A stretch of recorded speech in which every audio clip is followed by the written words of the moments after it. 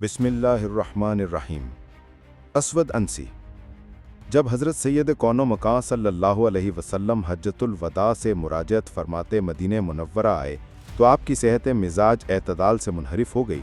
गो कि तबीयत जल्द ही संभल गई, लेकिन मुनाफिकों की तरफ से नासाज़ी तबाह की खबर कुछ ऐसे बुरे उन्वान से फैलाई गई थी कि इस्तिब्दाद व खुदसरी के मादे मुख्तलिफ रंगों में ज़हूर करने लगे और बहुत से मुनाफिकों को अपना कुफ्र आलम आशकार करने का हौसला हो गया।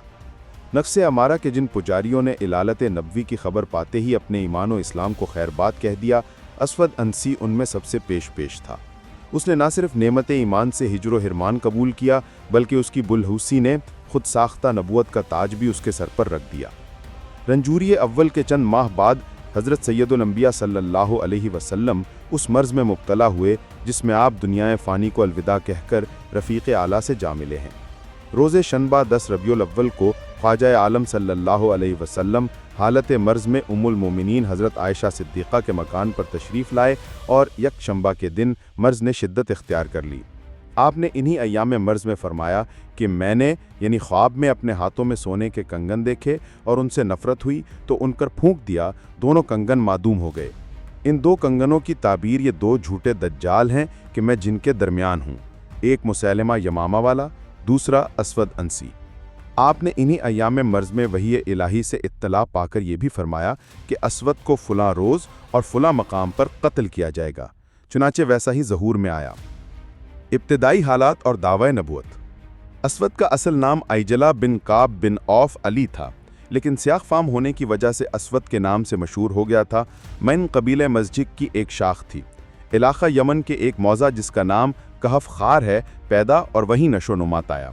शोबदागरी और कहानत में अपना जवाब न रखता था।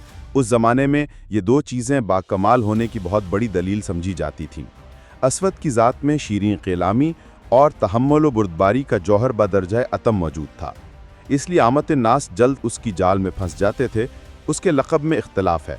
बाज़ ने उसे ज़ुल्हिम्मार यानी ओढ़नी वाला लिखा है क्योंकि वो हर वक्त चादर ओढ़े और इमामा बांधे रहता था, और बाज़ ने उसका लक़ब ज़ुल्हिम्मार बताया और लिखा है कि उसके पास एक सधा हुआ गधा था।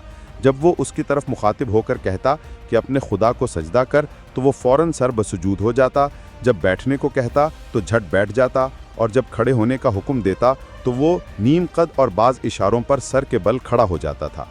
जब अहले नजरान ने असवद के दावा नबूवत की खबर सुनी तो उसे बर्ज़ इम्तिहान अपने यहाँ मदऊ किया। ये लोग उसकी चिकनी चपड़ी बातों पर फरिफ्ता हो गए, और जब उसने गधे की निशस्त व बर्खास्त से अपना एजाजी करिश्मा भी दिखा दिया तो उन्होंने नक़द ईमान नज़र करके उसकी पैरवी इख्तियार कर ली। इसी तरह कबीला मजहज ने भी असवद की नई तहरीक की इताअत कबूल कर लिया। हज़रत सरवर आलम हुकूमत यमन को मुख्तलिफ अफराद में तकसीम फरमाते हैं। जिस वक्त बाज़ान और अहले यमन हल्का इस्लाम में दाखिल हुए थे, उस वक्त सरवर अनबिया सल्लल्लाहु अलैहि वसल्लम ने यमन की सारी हुकूमत बाज़ान की रहलत के बाद आपने यमन की हुकूमत तकसीम करके 11 अफराद के दस्ते इख्तियार में दे दी। नजरान पर उम्र इब्न हज़्म को हाकिम मुकर्रर फरमाया। नजरान और ज़ैद का दरमियानी इलाका खालिद बिन सईद को तफवीज़ फरमाया। हमदान शहर इन आमिर इब्न शहर को दिया गया। सना की हुकूमत शहर बिन बाज़ान को अता हुई। ताहिर बिन अबू हाला तक और अशरियों के वाली बनाए गए। अबू मूसा को मारिब की और फरवा इब्न मुसैक को मुराद की अमारत से सरफराज फरमाया गया। काउंदा की सरदारी लीला बिन उमैया के ज़ेरे फरमान दी गई। हज़रत मौत की हुकूमत ज़ियाद बिन लबीद अंसारी को महफूज हुई, और सका और सुकून पर मुकाशा इब्न सौर को और बनु मुआविया कौंदा कर मुहाजिर को आमिल मुकर्रर फरमाया गया।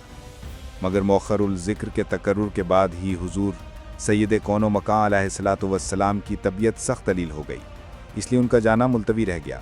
आखिर हुजूर के विसाल के बाद अमीरुल मोमिनीन अबू बकर सिद्दीक़ रज़ियल्लाहु अन्हु ने उन्हें उनकी हुकूमत पर रवाना फरमा दिया। असलत की मुल्क गिरी और उसका फौरी उरूज व इकबाल।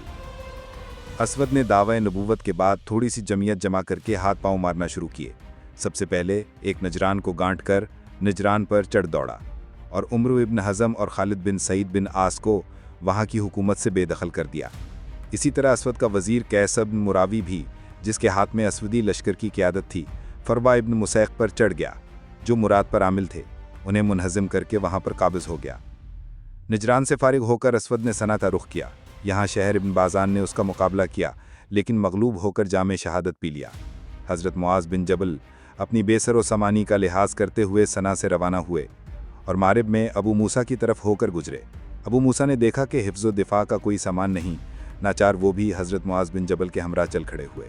حضرت معاذ تو سکون میں ٹھہرے اور ابو موسیٰ قاص کو چلے گئے۔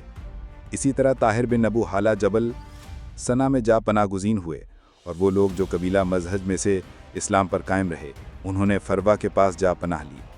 اس وقت اسودی اقبال کا یہ عالم تھا کہ فتح و ظفر ہر وقت حکم کی منتظر تھی۔ عرض یمن کا سارا ملک اسود کے احاطہ اقتدار میں چلا گیا، اور وہ شرقن تا غربن صحرائے حضرت موت سے طائف تک، اور شمال میں بحرین سے احساد تک، اور جنوب میں عدن تک کا مالک ہو گیا۔ اسود کی حکومت ملک کے طول و عرض میں اس سرعت سے پھیلی جس طرح آگ گھاس پھوس کے ڈھیر میں لگ کر آنن فانن دوسرے سرے تک پہنچ جاتی ہے۔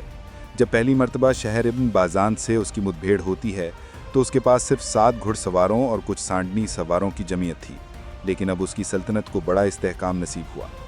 ان واقعات سے اکثر اہل یمن اسلام کے صراط صدق و ثواب سے منحرف ہو کر اسود کی نبوت پر ایمان لے آئے۔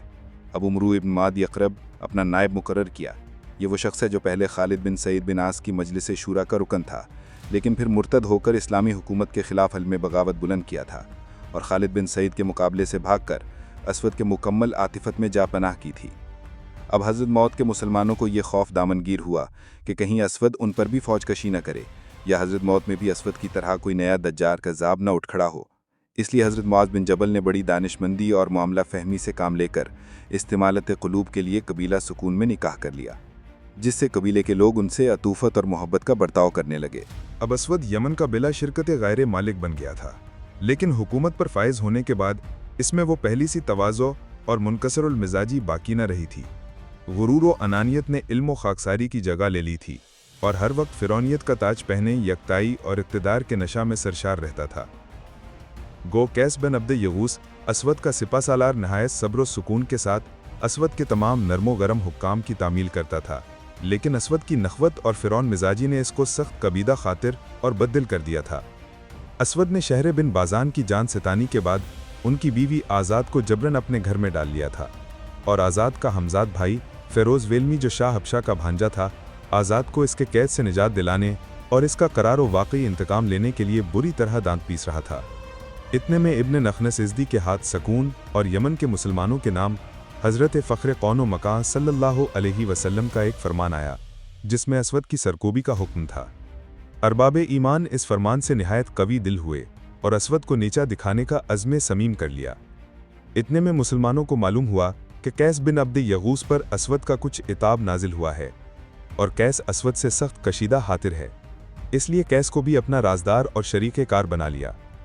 سنہ کے بعض مسلمان اسود کی فوج گراں کے مقابلے میں اپنے حرفی ذوف کو بخوبی محسوس کر رہے تھے، اس لیے انہوں نے بجائے عسکری اجتماع کے رازدارانہ سرگرمیوں سے کام لینا چاہا۔ یہاں کے مسلمانوں نے قرب و جوار کے لوگوں سے نامہ و پیام کر کے اسود کے خلاف ایک جال پھیلا دیا۔ اس اثنا میں اسود کو اس کے موکل نے بتا دیا کہ تمہارے قتل کی منصوبہ بندی ہو رہی ہے۔ اسود قیس کو بلا کر کہنے لگا، مجھے میرے موکل نے حکم دیا ہے کہ میں قیس کو چائے ہلاکت میں ڈال دوں، کیونکہ وہ اغیار سے مل گیا ہے۔ قیس ہر طرف خطرہ کی آندھیوں کو محیط پا کر فوراً قسم کھا کر کہنے لگا، حضور کے تقدس اور عظمت کا سکہ میرے لوہے دل پر اس درجہ منقوش ہے کہ اس قسم کے کافرانہ وسوسے میرے دل میں کبھی بار نہیں پا سکتے۔ یہ سن کر اسود نے قیس کے خون سے درگزر کیا۔ اس کے بعد قیس موقع پا کر مسلمانوں کے پاس آیا اور اسود سے جو باتیں ہوئی تھیں وہ سب بالتفصیل بیان کیں۔